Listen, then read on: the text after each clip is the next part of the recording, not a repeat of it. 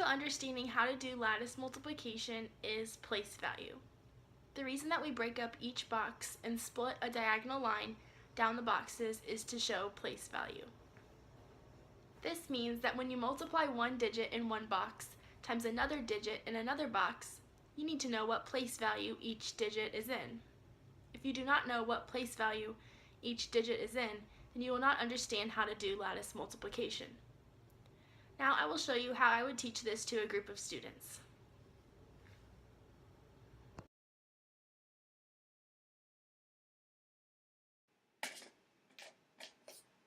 First, we're going to draw a box, and we're going to let each number in our problem be separated by having its own row and column. So we'll start out with the number 122. So we're going to use this box. We don't want to make it too big because I'm going to show you a lot on the outsides of how to do this problem. So we have the number 122 multiplied by 37. Now it doesn't matter which side you write your 37 on. You can write it right here or right here, but we're just going to do it that way.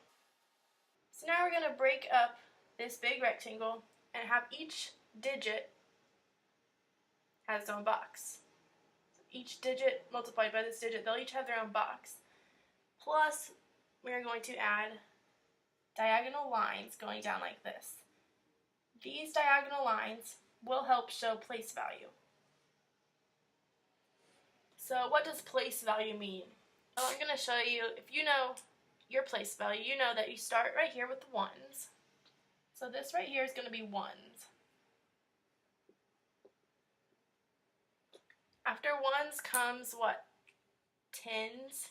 This section right here are going to be the tens.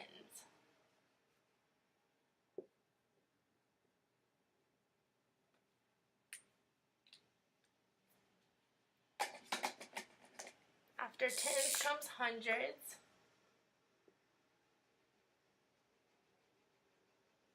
So these are the hundreds. We have thousands.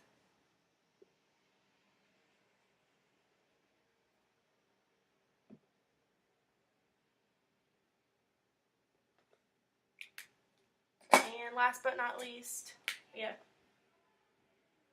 this section to be 10,000.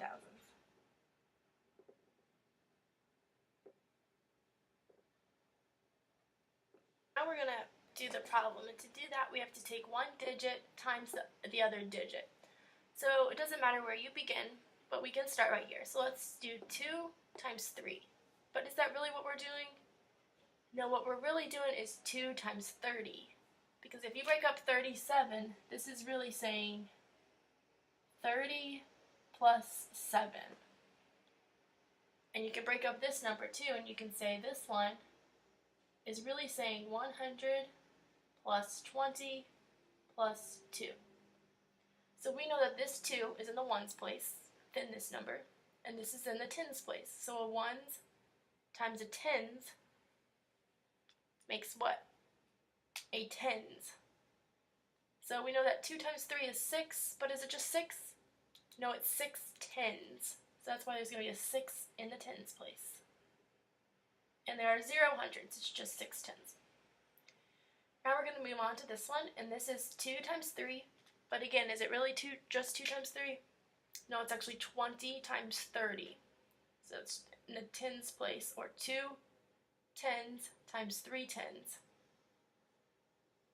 which makes 6 hundreds. So there's going to be a 6 in the hundreds and a 0 in the thousands. We don't have any thousands. Okay, so now to keep going, we're going to do 1 times 3, but what that really is 100 times 30. So 100 times 30 is going to be 3,000.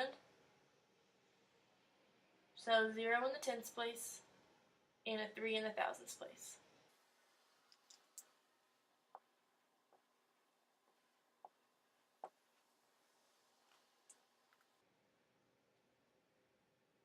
Okay, but we're not done yet. So now we're going to do this bottom row.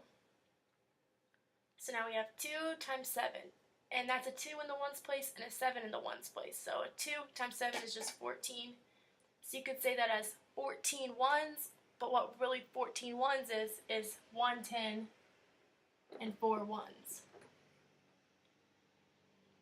Now we move on to the next one. 2 times 7 again, except this is saying 20 times 7.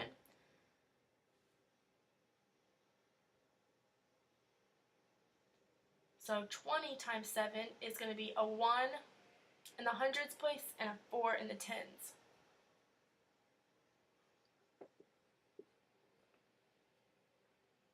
Because that's 140, or 100 4 tens.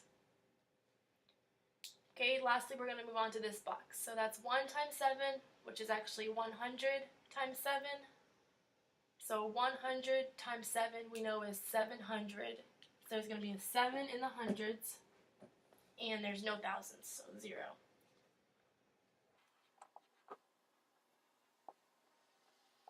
We're not done yet. Now we're going to go through each place value, and we're going to add up our values. So in this first one, we're in the ones, and how many ones? We only have 4 ones. So we can just leave that one right here as 4 ones.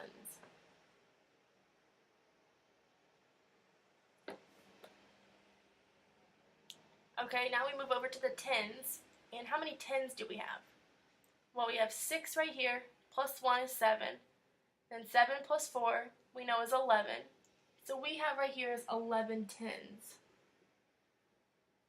But what is 11 tens? If you write 11 tens out as a number, it's going to be like that, right? So what that's saying is how many hundreds is in that number? Well, that's 1. There's 1 in the hundreds place, and there's 1 in the tens place. So there's 1 hundreds plus 1 in the tens. So we're going to move that 1 in the hundreds place over to the hundreds column. So we can add a 1 right there to this pink section. And so if we take out that 100, so now we use that. So now we just have 1 10 left. 1 in the tens place. Okay, now we move over to the pink one, which is hundreds. So we just added that 1. So 1 plus 6 is 7. 7 plus 1 is 8. Then 8 plus 7 we know is 15. So we have 15 hundreds. How do we write 15 hundreds? 15 hundreds. So what that really is saying is how many thousands is that? There's 1 in the thousands.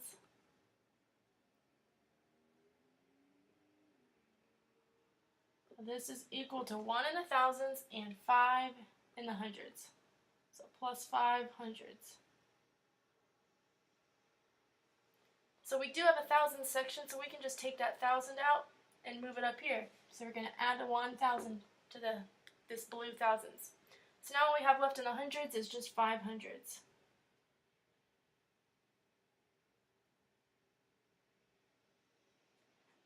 Now we're going to move to this blue thousands, which we just got 1. So 1 plus 3 is 4. So that means we have how many thousands? We have 4 thousands.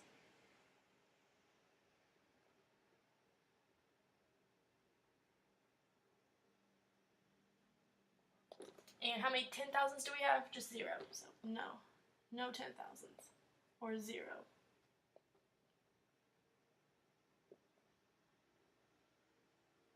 Okay, but that's not our final answer. So to find our final answer, we're going to add up each one that's boxed in.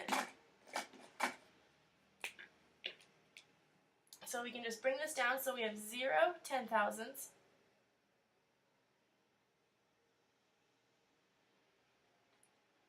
How many thousands? We have 4 thousands.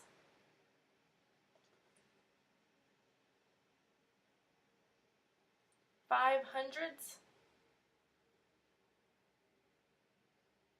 1 10, and 4 ones. So now if we just add all these up,